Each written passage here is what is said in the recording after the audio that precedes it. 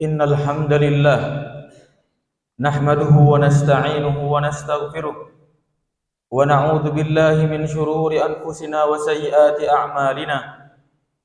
من يهده الله فلا مضل له ومن يضلل فلا هادي له. أشهد أن لا إله إلا الله وحده لا شريك له وأشهد أن محمدا عبده ورسوله. اللهم فصل وسلم وبارك على نبينا محمد وعلى آله وأصحابه ومن سار على نهجه إلى يوم الدين. قال الله عز وجل: يا أيها الذين آمنوا اتقوا الله حق تقاته ولا تموتن إلا وأنتم مسلمون. وقال عز وجل: يا أيها الناس اتقوا ربكم الذي خلقكم من نفس واحدة وخلق منها زوجها وبث منهما رجالا كثيرا ونساء واتقوا الله الذي تساءلون به والأرحام إن الله كان عليكم رقيبا. معاشر المسلمين، أوصيكم ونفسي المذنب بتقوى الله وطاعته لعلكم تفلحون. فقد فاز المتقون. تقوى إله العالمين فإنها عز وحرز في الدنا والمرجع، فيها غنى الدارين فاستمسك بها والزم تنل ما تشتهيه وتدعي. أما بعد، معاشر المسlimin rahimani wa rahimakumullah. Sesungguhnya kita berada di dalam 3 poros kehidupan, yaitu masa lalu yang telah kita lewati, masa sekarang yang sedang kita hadapi, dan masa depan yang dinantikan kedatangannya. Betapa sering kita menengok kepada masa lalu kita sehingga menyebabkan kita bersedih, padahal masa lalu tersebut tidak akan kembali dan tidak pula kita bisa merubahnya. Selain itu, betapa sering kita melihat kepada masa depan sehingga kita mengkhawatirkan hal-hal yang belum tentu terjadi di kemudian hari, padahal masa depan tersebut tidak bisa kita tarik mundur untuk kita segera hadapi. Sementara kenyataannya, kita sedang hidup di masa yang hadir di hadapan kita, bukan di masa lalu maupun di masa depan. Perkara inilah yang menimbulkan penyakit bagi kita, yaitu kesedihan akan masa lalu dan kekhawatiran akan masa depan. Penyakit ini menjangkiti jiwa sebagaimana menjangkiti tubuh, dan tidak seorang pun bisa menghindari penyakit ini kecuali bagi yang mendapatkan rahmat dari Allah Azza wa Jalla. Ma'asyiral muslimin, dalam kehidupan ini semua pasti pernah mengalami kegelisahan dan kekhawatiran. Bukan hanya orang miskin yang sedih dan khawatir karena kondisi tidak bisa mendapatkan harta yang cukup, tapi orang kaya pun khawatir akan harta dari sisi kerugian yang mungkin akan mereka alami. Bukan hanya orang miskin yang sedih akan makanan yang belum masuk ke dalam perut mereka, tapi orang berada pun banyak yang bersedih dengan apa yang telah masuk ke perut mereka sehingga memberikan dampak yang buruk bagi kesehatan mereka. Bukankah demikian keadaan sebagian dari kita?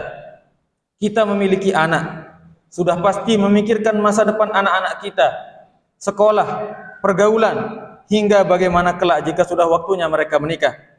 Bahkan yang belum menikah dan memiliki anak pun mengkhawatirkan masa depan setelah menikah dan seterusnya.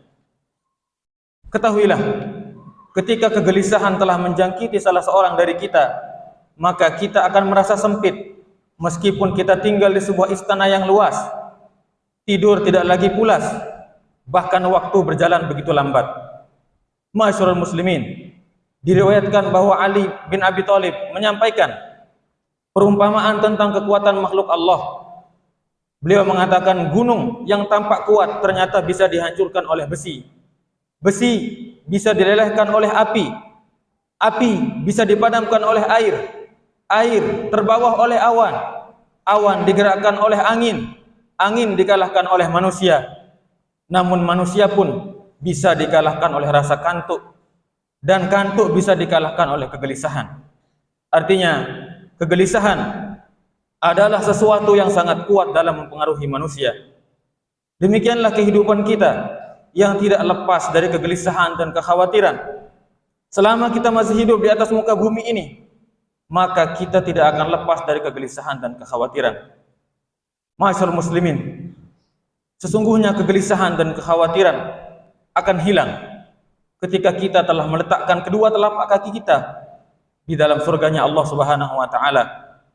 Karenanya, di antara ucapan yang diucapkan oleh penghuni surga adalah alhamdulillahilladzi azhaba 'annal hazan inna rabbana laghafurun syakur. Segala puji bagi Allah yang telah menghilangkan duka cita dari kami. Sesungguhnya Tuhan kami benar-benar Maha Pengampun lagi Maha Mensyukuri. Ma'asyiral muslimin, lalu apa solusi yang diajarkan oleh Islam ketika kita menghadapi kegelisahan dan kekhawatiran? Tentu ada banyak solusi. Namun yang paling utama adalah memperbaiki hubungan kita dengan Allah Subhanahu wa taala. Sungguh suatu kesia-siaan apabila kita mampu mencurahkan seluruh gundah gulana kita kepada orang lain, kepada manusia, tapi ternyata hubungan kita dengan Allah Subhanahu wa taala begitu buruk. Oleh karena itu, di antara obat yang paling mujarab menghadapi kegelisahan adalah berdoa kepada Allah Subhanahu wa taala. Dalam sebuah hadis yang diriwayatkan oleh Imam Abu Daud, bahwasanya Nabi sallallahu alaihi wasallam masuk ke dalam masjid dan melihat Abu Umamah Al-Ansari bersedih. Lalu beliau berkata, "Ya Umamah, mali araka jalisan fil masjid fi ghairi waqtis shalah." Wahai Umamah, ada apa gerangan? Aku lihat engkau duduk di masjid bukan pada waktu salat. Qala humumun lazimatni wa duyunun ya Rasulullah. Beliau menjawab, kegundahan dan utang yang selalu menyelimutiku wahai Rasulullah. Qala fala uallimuka kalaman idza anta qultahu adhhab azza wa jal hammaka wa qada anka dainaka. Qala qultu bala ya Rasulullah. Maukah aku ajarkan satu perkataan yang apabila kamu ucapkan maka Allah Azza wa Jalla akan menghilangkan kegundahanmu dan melunaskan hutang-hutangmu? Abu Umamah menjawab, mau wahai Rasulullah. Qala kul idza asbahta wa idza amsayta Allahumma inni a'udzubika minal hammi wal hazan wa a'udzubika minal ajzi wal kasal wa a'udzubika minal jubni wal bukhli wa a'udzubika min ghalabati dain wa qahri rijal.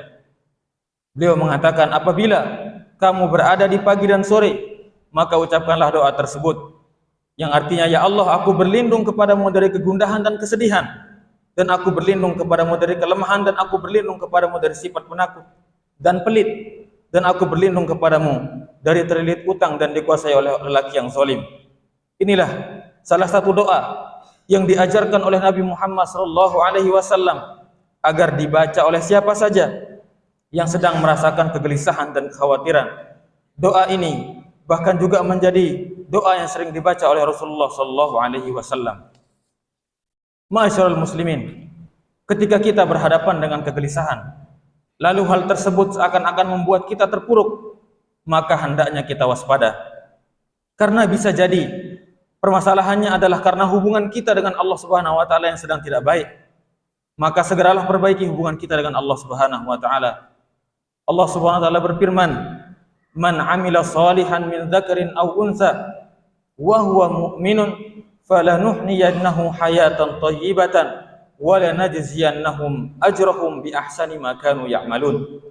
Barang siapa yang mengerjakan kebajikan, baik laki-laki maupun perempuan, sedangkan dia seorang mukmin, sungguh kami akan berikan kepadanya kehidupan yang baik dan akan aku balas dengan pahala yang lebih baik daripada apa yang mereka selalu kerjakan. Demikianlah semua yang terjadi telah ditakdirkan oleh Allah Subhanahu wa taala, sehingga yang tersisa adalah sikap kita dalam menghadapi sesuatu yang menggelisahkan dan mengkhawatirkan kita.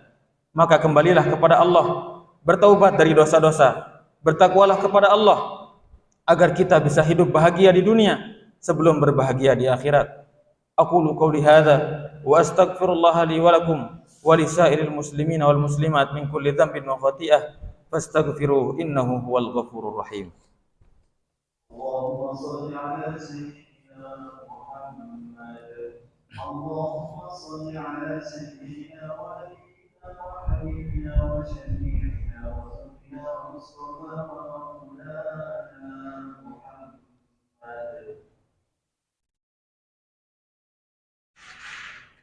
Alhamdulillah, alhamdulillahi ala ihsanih, wasyukru lahu ala taufiqihi wa amtinanih, wa ashhadu an la ilaha illallah wahdahu la syarika lahu ta'ziman li sya'nih, wa ashhadu anna Muhammadan abduhu wa rasuluhu ad-da'i ila ridwanih.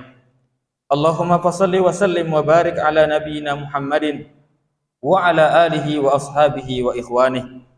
Amma ba'du, fa ya ayuhan nas, ittaqullaha ta'ala wa dharul fawahisha ma dhahara minha wa ma batan, wa hafizu ala ta'ati wa huduril jum'ati wal jama'ah, wa'lamu anna allaha amarakum bi amrin bada'a fihi bi nafsihi wa thanna bil malaikatil musabbihati bi kursih, faqala ta'ala wa lam yazal qailan alima, inna allaha wa malaikatahu yusalluna 'alan nabi ya ayyuhalladzina amanu sallu 'alaihi wa sallimu taslima.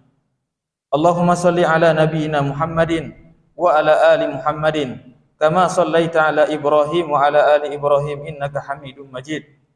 Wa barik ala sayyidina Muhammadin wa ala ali sayyidina Muhammadin kama barakta ala Ibrahim wa ala ali Ibrahim innaka Hamidum Majid.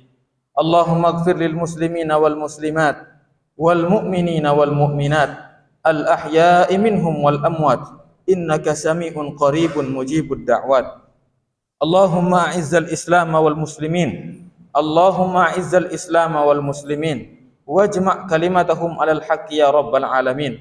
Allahumma inna na'udzubika minal hammi wal hazan wa na'udzubika minal ajzi wal kasal wa na'udzubika minal jubni wal bukhli wa na'udzubika min ghalabati daini wa qahrir rijal.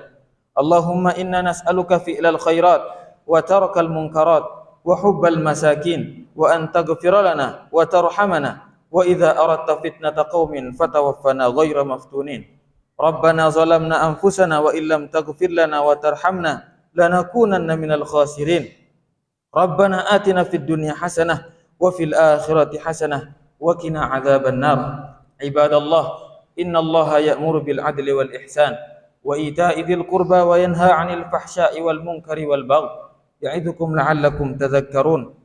Fadhkurullahal 'azima yadhkurkum washkuruhu 'ala ni'amihi yazidkum was'aluhu min fadlihi yu'tikum wa la dzikrullahi akbar wallahu ya'lamu ma tasna'un. Aqimis shalah.